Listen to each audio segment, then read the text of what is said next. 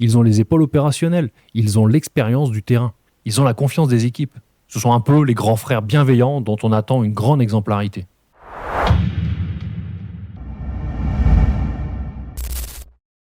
On parle souvent du sergent comme un vrai chef de proximité. Celui qui tient l'équipe, qui structure le groupe, qui assure la continuité dans l'action. Mais on oublie parfois à quel point ce grade est riche, complexe et déterminant dans la chaîne de commandement. Aujourd'hui, j'ai envie de prendre le temps de creuser ce grade, de comprendre d'où il vient, ce qu'il incarne et surtout ce qu'il représente dans le quotidien opérationnel des sapeurs-pompiers. Quand on regarde l'histoire, le sergent est un grade ancien, comme bien souvent, très ancien même. Il remonte aux armées médiévales où il désignait un combattant expérimenté chargé d'encadrer un groupe et de garantir la discipline. Le mot sergent vient du latin serviens qui signifie « celui qui sert ». Mais attention, servir ici ne veut pas dire se soumettre. Servir, c'est agir pour la cohésion, pour la protection, pour le bon fonctionnement de l'ensemble. Alors très vite, le sergent devient un cadre intermédiaire incontournable. Dans les armées, il est celui qui connaît ses hommes, celui qui comprend leurs forces, leurs limites et la réalité du terrain. C'est un grade qui, historiquement, a toujours fait le lien entre les soldats et les officiers.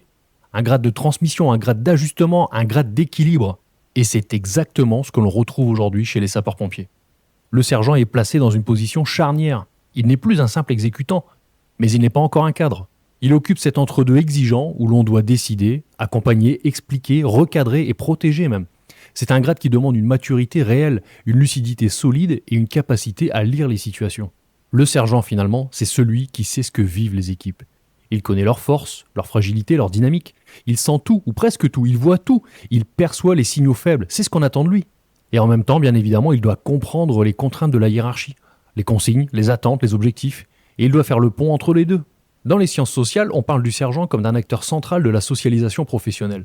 Saint-Saulieu, lui, montre que les identités se construisent dans les interactions. Et le sergent est au cœur de ces interactions quotidiennes. C'est lui qui fait grandir les caporaux, c'est lui qui stabilise les jeunes sapeurs à peine recrutés, c'est lui qui commande les agrès à une équipe. Sur intervention, le rôle du sergent est déterminant. Chef d'agrès, parfois adjoint même sur des dispositifs plus larges, il porte la responsabilité directe de la manœuvre, de la coordination et de la sécurité de son équipe. Le sergent doit être capable de décider dans l'incertitude, de gérer le stress de son équipage, d'interpréter rapidement une situation et de choisir l'option la plus sûre et surtout la plus efficace. Il gère l'exécution, il gère la mise en œuvre, il gère aussi le tempo opérationnel. C'est le sergent qui donne le rythme. C'est lui qui transforme une intention en action concrète. C'est lui qui assure la fluidité de l'intervention. Tout le monde le regarde parce que le sergent incarne l'autorité opérationnelle immédiate. Il est tout de suite sur les lieux, donc il doit être clair, calme, structuré. Il doit inspirer confiance en attendant la montée en puissance. Mais son rôle ne s'arrête pas là. Le sergent est aussi un manager du quotidien. Il gère les tensions, les incompréhensions, les fatigues, les conflits parfois, les baisses de morale.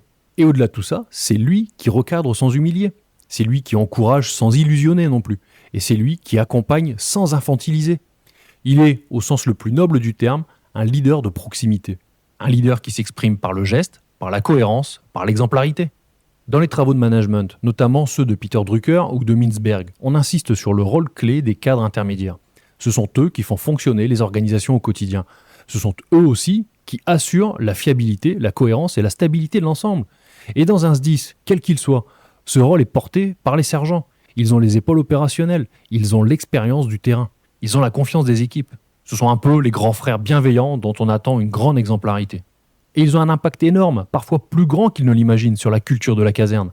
Un bon sergent peut transformer une équipe. Par contre, évidemment, un mauvais sergent peut casser la dynamique complète. Le sergent est bien souvent un formateur permanent. Il repère les compétences, il identifie les faiblesses et il accompagne les progressions. On attend de lui qu'il transmette les fondamentaux, mais aussi qu'il transmette les réflexes de sécurité, les réflexes opérationnels. Il doit transmettre de la rigueur à l'état pur à tous les niveaux. Et surtout, il transmet l'attitude, la posture, cette manière d'être sapeur-pompier aujourd'hui, cette façon de se tenir, de se comporter, de parler, d'agir. J'ai l'habitude de dire que la culture d'un centre se lit dans le comportement de ses sous-officiers, en particulier des sergents. Parce que ce sont eux qui incarnent la ligne directrice de la maison. Ce sont eux qui donnent le ton. Administrativement aussi, le sergent joue un rôle essentiel. Il participe à la gestion du personnel, à l'organisation du service, au suivi de la formation. Il occupe progressivement une fonction structurante. Et progressivement, il apprend la synthèse, il apprend la planification, il apprend la vision d'ensemble, il prend de la hauteur. C'est un grade de consolidation, un grade où l'on prend du recul, un grade où l'on se construit une posture et où l'on prépare l'avenir. Et oui, le sergent, c'est aussi celui qui prépare la suite, sa suite. Il se prépare lui-même à des responsabilités supérieures. Il prépare ses équipes à devenir autonomes. Et il prépare la caserne à fonctionner mieux, plus efficacement, plus sereinement. Quand on prend du recul, on comprend que le sergent est un pivot. Sans lui, la structure se vide. La cohérence disparaît, l'efficacité s'effondre aussi même partiellement. Alors qu'avec lui, tout tient, tout circule, tout s'harmonise. Le sergent est essentiel. C'est pour ça que le grade de sergent mérite d'être expliqué, valorisé, reconnu, comme les autres grades, parce qu'il repose sur un équilibre subtil entre autorité, bienveillance, technique et transmission. Le sergent n'est pas un chef intermédiaire, il est un chef essentiel, un chef qui fait fonctionner l'ensemble, un chef qui construit la qualité opérationnelle de demain. Si vous êtes sergent aujourd'hui, vous savez à quel point ce rôle transforme. Il oblige à grandir, il oblige à se tenir droit, il oblige à regarder plus loin. Vous changez de posture, vous n'êtes plus les sapeurs et caporaux, vous devenez un sous-officier. Et si vous aspirez à le devenir, sachez que c'est l'un des plus beaux moments de votre carrière probablement. La prise de responsabilité est conséquente. C'est le moment où vous allez réaliser que ce que vous faites a un impact direct sur les autres. Un sergent peut changer une équipe. Un sergent peut créer une dynamique. Un sergent peut transformer des équipiers en professionnels confiants, solides et engagés. Et là, c'est professionnel au sens large. Pas sapeur-pompier professionnel, mais du professionnalisme qui englobe les professionnels et les volontaires, tout confondu. C'est pour ça que ce grade mérite qu'on en parle, qu'on l'explique, qu'on le comprenne. Parce qu'au fond, le sergent est peut-être l'un des grades les plus influents de la maison. Et si vous passez le concours prochainement, suivez la chaîne parce qu'on aura probablement des choses à se dire, ne vous inquiétez pas.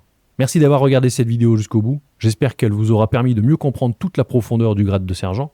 Parce que le sergent, c'est pas un simple cadre intermédiaire, j'insiste.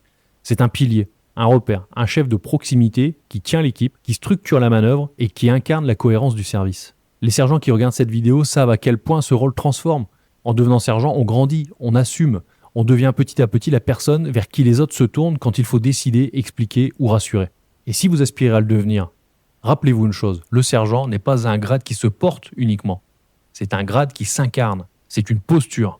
Si cette vidéo vous a aidé ou inspiré, pensez à la liker, à vous abonner et surtout partagez en commentaire votre expérience du grade de sergent. Vous avez peut-être plein de choses à nous expliquer. Vos premiers pas, vos défis, ce que ce rôle vous a appris foncièrement. Et vous êtes peut-être tout simplement pas d'accord avec ce que je viens de dire. Expliquez-nous pourquoi. Confrontons nos points de vue. Merci pour votre fidélité et on se retrouve très bientôt pour une nouvelle vidéo.